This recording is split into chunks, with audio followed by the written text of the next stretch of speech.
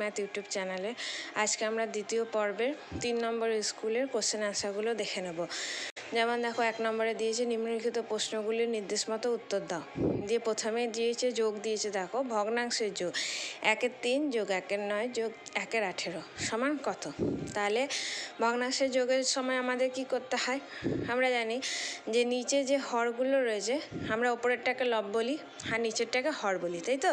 তাহলে নিচের হরগুলোকে আমাদের লসাগু বের করতে হবে।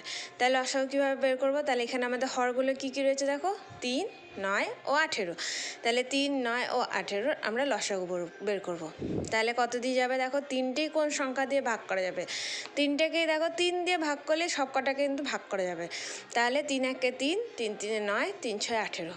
এরপরে সংখ্যাটা লসাগুর ক্ষেত্রে কি হয়, একটার বেশি যদি যে কোনো সংখ্যা দিয়ে যদি ভাগ করা যায় কোনো সংখ্যা, সেটা দিয়ে আমরা ভাগ করব। তাহলে 1কে দেখো 1 ছাড়া অন্য কোনো সংখ্যা দিয়ে ভাগ করা যাবে না, একটা থাক 3 ও 6, 3 ও 6কে আবার 3 দিয়েই ভাগ করা যাবে। তাই 3 দিয়ে ভাগ করলাম, এই একটা যেমন ছিল তেমন বসে গেল। 3কে 3 দিয়ে ভাগ করলে 1, 3কে 6 দিয়ে ভাগ করলে 2। তাহলে 3, 9 ও 18 লসাগু কত হচ্ছে 3 গুণ 3 গুণ 2। 1কে তো যা দিয়ে গুণ করবে তাই হবে, তাই 3 গুণ 3 গুণ 2 সমান 18। তাহলে এখানে আমরা লসাগু কি পেয়ে গেলাম 18। তাহলে 18কে 3 দিয়ে ভাগ করলে পাবো 6, 6-এর সঙ্গে 1 গুণ করে পাবো 6। ঠিক আছে, 18কে আবার 9 দিয়ে ভাগ করলে পাবো 2, 2-এর সঙ্গে 1 গুণ করলে 2। এদের লবগুলো সবই এক রয়েছে, তাই তো, যা ভাগ করে যেটা হবে সেটাই বসে যাবে। তাহলে 18কে 18 দিয়ে ভাগ করলে 1, 1 গুণ 1 সমান 1। তাহলে যোগ করছি 9 আর 18। এবার এইটা দেখো ওপরের সংখ্যাটাকেও 9 দিয়েও কাটা যাবে, 9 দিয়ে, আর নিচের সংখ্যাটাকেও 9 দিয়ে কাটা যাবে। তাহলে 9-কে 9, 9 দিয়ে 18 ভাগ করে লঘিষ্ঠ আকারে বের করতে হবে। লঘিষ্ঠ আকারে বের না করে দিলে নম্বর কাটা যেতে পারে। ঠিক আছে, নেক্সট ক্ষয়ের দাগে দিয়েছে দেখো শূন্যস্থান পূরণ করো। 9-এর 7 হলো একটি ড্যাশ ভগ্নাংশ। এখানে 9টা কি, 9 এটা হচ্ছে লব, এটা হচ্ছে হর। যদি লবের থেকে হর ছোট হয় তাহলে সেটা একটা অপ্রকৃত ভগ্নাংশ হবে, মনে থাকবে। হর যদি ছোট হয় তাহলে সেটা অপ্রকৃত ভগ্নাংশ, হর যদি বড় হয় তাহলে সেটা প্রকৃত ভগ্নাংশ। ঠিক আছে, তারপর গয়েরটা দিয়েছে দেখো 23-এ 5 ভগ্নাংশটিকে মিশ্র ভগ্নাংশে পরিণত করো। তাহলে এখানেও দেখো 23-এ ভাগে 23/5 এই অঙ্কটাতে 23টা হচ্ছে লব, 5টা হচ্ছে হর। তাহলে 23-এ ওপরেরটা বড় নিচেরটা ছোট, হর ছোট, তার মানে কি এটা অপ্রকৃত ভগ্নাংশ। আর অপ্রকৃত ভগ্নাংশকে আমরা মিশ্র ভগ্নাংশে ভাঙতে পারি। 9-7টাকেও দেখবে তোমরা মিশ্র ভগ্নাংশে ভাগ করা যাবে বা ভেঙে করা যাবে, তাহলে মিশ্র ভগ্নাংশে প্রকাশ করা যাবে। তেমনই 23-এ 5টা মিশ্র ভগ্নাংশ, এটা একটা অপ্রকৃত ভগ্নাংশ, এটাকে মিশ্র ভগ্নাংশে ভাগ করছি। দেখো 23কে 5 দিয়ে ভাগ করব, তাহলে কত দিয়ে যাবে 5-4-এ 20, 20 দিয়ে বিয়োগ করে 3, তাহলে 4×3-এর 5। ঠিক আছে, ঘরে দিয়েছে 4 + 1-এর 5কে অপ্রকৃত ভগ্নাংশে পরিণত করো। তাহলে এটা মিশ্র ভগ্নাংশ আকারটা দিয়ে দিয়েছে। মিশ্র ভগ্নাংশকে আমরা লিখতে পারি 4 যোগ 1-এর 5, যেমন এটাকেই লিখতে পারি আমরা, এটা সমানে লিখতে পারি 4 যোগ 3-এর 5, তাই না। তাহলে এটাকে মিশ্র ভগ্নাংশ করলে কি হবে, যোগটা গুণ হয়ে যাবে 4×1-এর 5। তাহলে গুণ করবো 4×5-এ 20, তাহলে এখানে গুণ করে পাবো 4 গুণ 5 যোগ 1/5, যে সমান পাচ্ছি 4×5-এ 20 যোগ 1 সমান 5, সমান হচ্ছে 21/5। ঠিক আছে, ওয়ার্ডটা দিয়েছে দেখো শূন্যস্থান পূরণ করো। বর্গক্ষেত্রে একটি বাহুর দৈর্ঘ্য সমান, এটা তো সূত্র তোমাদের মনে রাখতে হবে, বর্গক্ষেত্রে একটি বাহুর দৈর্ঘ্য সমান পরিসীমা ভাজিত 4। এটা খুব ভালো করে মুখস্থ করবে। তারপর চয়েরটা দিয়েছে দেখো একটি আয়তাকার বাগানের দৈর্ঘ্য 40 মিটার ও প্রস্থ 15 মিটার। বাগানটি চারিদিকে বেড়া দিতে কত মিটার বেড়ার প্রয়োজন। তাহলে আয়তাকার বাগানের পরিসীমা 2 গুণিত দৈর্ঘ্য যোগ প্রস্থ মিটার, আর এককটা লিখতে হবে। আমাদের এখানে একক মিটার দেওয়া আছে, দেখো এখানে এককগুলো মিটার দেওয়া রয়েছে, তাই আমরা মিটার লিখব। তাহলে দৈর্ঘ্য বলেছে 40 আর প্রস্থ বলেছে 15, তাহলে ফার্স্ট ব্র্যাকেটের মধ্যে লিখে মিটার। তাহলে 40 যোগ 15 করলে কত পাবো 55, তাহলে 2 গুণ 55 সমান গুণ করে কত পাবো 110 মিটার। তাহলে উত্তর লিখব বাগানটি চারিদিকে বেড়া দিতে 110 মিটার বেড়া প্রয়োজন।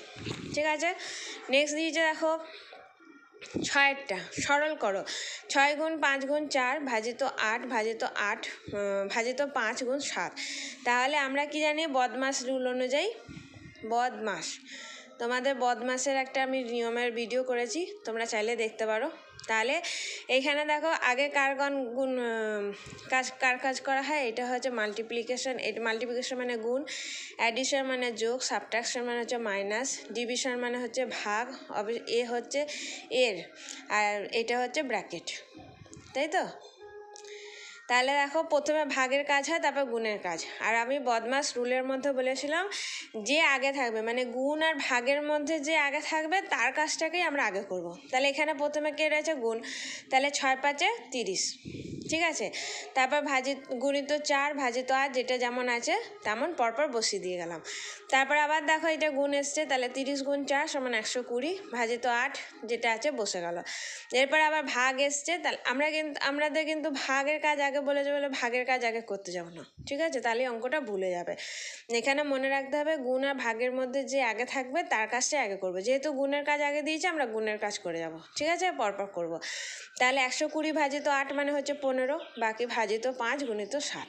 তাহলে 15কে ভাজিত 5 করলে কত হবে? 3 গুণিত 7, 3কে 7 দিয়ে গুণ করে পাবো 21, ঠিক আছে? বুঝতে পেরেছো? বদমাসের রুলসের অনুযায়ী হচ্ছে আগে ভাগের কাজ করব, গুণের কাজ করব।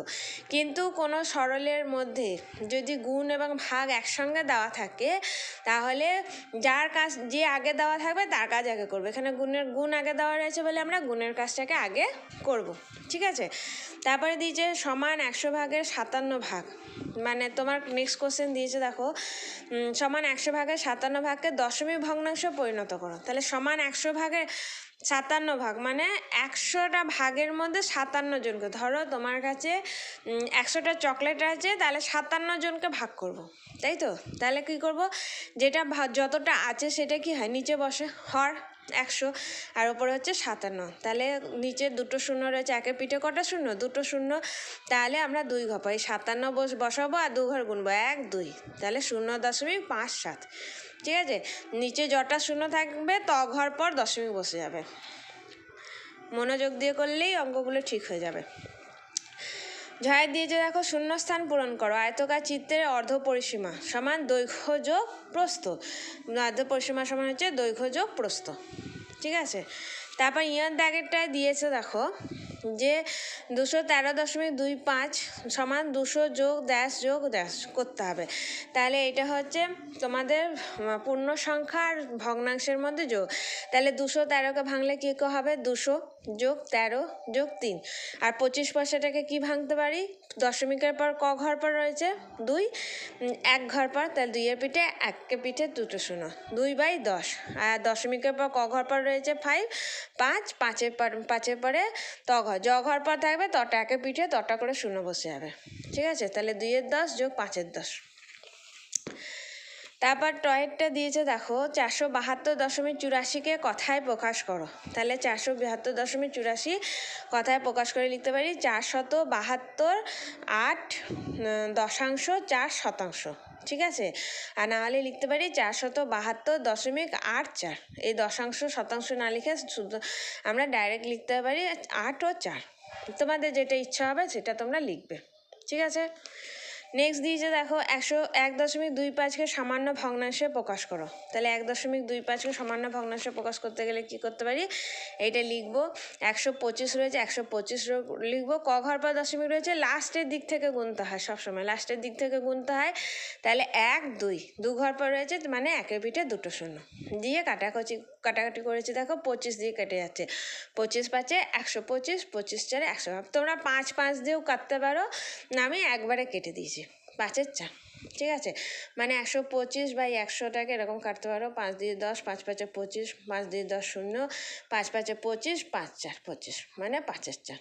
তোমরা একবার করেও কেটে করতে পারো, ঠিক আছে? তারপর ঢায় দিয়েছে 23 ভাজিত 1000 সমান কত? তাহলে 23 ভাজিত 1000 মানে 23/1 পিঠে 3টে শূন্য। তাহলে দেখো একের পিঠে 3টে শূন্য মানে লাস্টের ঘর থেকে ক ঘর পর দশমিক বসবে? 3 ঘর পর। কিন্তু আমার আছে কত? 2। তাহলে 3 ঘর করার জন্য কি করতে হবে? একটা শূন্য বসিয়ে তারপর দশমিক বসাবো। তাহলে আর দশমিকের আগে সবসময় একটা শূন্য বসাতে হয় যাতে বোঝা যায়, ঠিক আছে? তাহলে 0.023। তারপরে দিয়েছে দেখো দন্ত 9, 75 পয়সা সমান কত টাকা? 75 পয়সা সমান হচ্ছে 0.75 টাকা, ঠিক আছে, 75 পয়সা সমান হচ্ছে 0.75 টাকা। তো আরেকটাই দিয়েছে দেখো 144টি ইটকে, এখানে দেখো তোমাদের কোশ্চেনটা কিন্তু ভুল দেওয়া রয়েছে, এখানে দেওয়া রয়েছে 140টি, 140 হবে না, এটা 144টি হবে, এটা ঠিক করে নিও বইয়ের মধ্যে। 144টি ইটকে বর্গাকারে সাজালে প্রতি সারিতে কটি করে ইট থাকবে, তাহলে 144কে দেখো এটা আমিও প্রথমে করতে গিয়ে ভুল করে ফেলেছিলাম, তাহলে বর্গাকারে সাজাতে বলেছে, তাহলে এটা মৌলিক উৎপাদক আমরা বিশ্লেষণ করেছি। ঠিক আছে, 144কে ভাগ করছি 2 গুণ 72, ঠিক আছে, 72কে আবার মৌলিক উৎপাদক বিশ্লেষণ করে পেয়েছি 2 36, 36কে আবার ভাগ করে পেয়েছি 2 18, 18কে ভাগ করে পেয়েছি 2 9, 9কে ভেঙেছি 3 3 করে। তাহলে আমাদের মৌলিক উৎপাদকগুলো কী কী এলো, এই যে বক্সের মধ্যে যেগুলো রয়েছে সেগুলো, তাহলে 2 গুণ 2 গুণ 2 গুণ 3 গুণ 3, ঠিক আছে, বর্গাকারে সাজাতে বলেছে, তাহলে আমরা নিলাম 2 গুণ 2 গুণ 3, আর এদিকে 2 গুণ 2 গুণ 3, তাহলে 12 গুণ 12 মানে 12 স্কোয়ার। ঠিক আছে, 12 স্কোয়ার মানে তো তোমরা জানোই 12 গুণ 12, তাহলে 12 স্কোয়ার বর্গাকারে সাজাতে বলেছে মানে কি বর্গ করে নিয়ে আসতে হবে, তাহলে 144টি ইটকে বর্গাকারে সাজালে প্রতি সারিতে 12টি করে ইট থাকবে। ঠিক আছে, বর্গাকার বলেছে মানে স্কোয়ারে এটা ভেঙে নিতে হবে। তারপর থার্ডটা দিয়েছে দেখো বিয়োগ করো, 135 টাকা বিয়োগ 78.750, তাহলে 135 টাকা থেকে বিয়োগ করব, তাহলে 135 দশমিকের এখানে যেহেতু দশমিক দিয়েছে তাহলে দশমিকের উপর দুটো শূন্য বসালাম, তাহলে 0 0 0, 0 থেকে 5 বিয়োগ করা যাবে না, এখান থেকে ধার নিলাম, ধার নিয়ে হলো 10, 10 থেকে 5 বিয়োগ করলে 5, এখানে ধার শোধ করব, তাহলে শোধ করে কত হয়ে যাবে 4, 4কে 4 থেকে 8কে আবার বিয়োগ করা যাবে না, তাহলে এখান থেকে ধার নিয়ে হলো 10 যোগ 4 সমান 14, 14 থেকে 8 বিয়োগ করলে হচ্ছে 6, 6 নিয়ে এখানে ধার শোধ করলাম, করে হলো 2, 2 থেকে আবার 7কে বিয়োগ করা যাবে না, তাহলে ধার নিলাম, এখান থেকে ধার নিয়ে হলো 12, 12 থেকে 7 বিয়োগ করলে 5, একে ধার শোধ করে দিলাম 0, এখানে কিছু নেই মানে 0, তাহলে 135 টাকা বিয়োগ 78.50 টাকা মানে হচ্ছে 56 টাকা 50 পয়সা। ঠিক আছে, বা 56.50 টাকা।